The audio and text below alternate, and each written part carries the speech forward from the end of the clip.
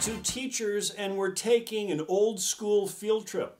Today's trip is to the classic Seven Wonders of the World. Andy, if you look in the distance there, you'll see the mausoleum at Halicarnassus. Of course we can. I wonder if this doesn't remind us about...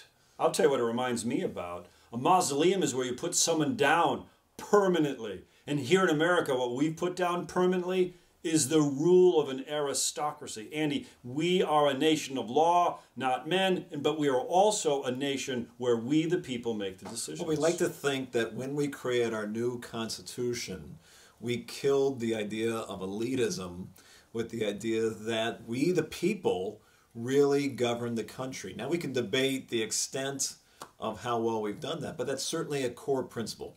Popular sovereignty.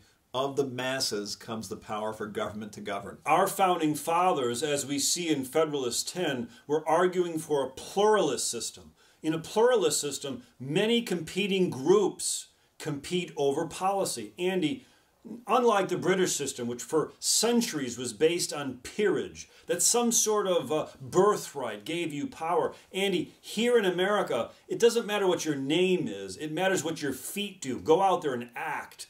We've put to death the aristocracy. And you're absolutely right about Federalist 10. It was the idea that human nature allows us, and almost it entails that we are going to be part of groups, part of factions.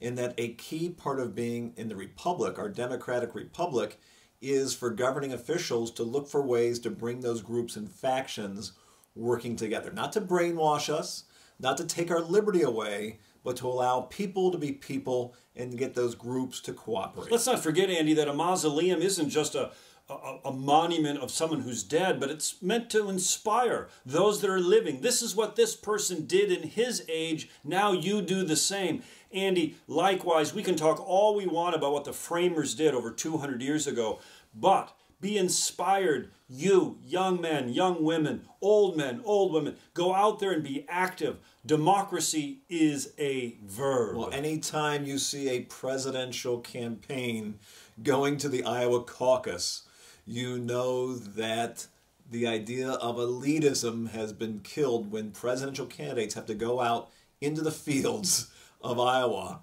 into the factories, appealing for the support of the common person. Socrates said wonder is the beginning of wisdom. Today we're wondering about the end of aristocracy and the birth of we the people. We're the two teachers. No fancy words. No fancy suits. Plain talk about issues you need to know. Just in time.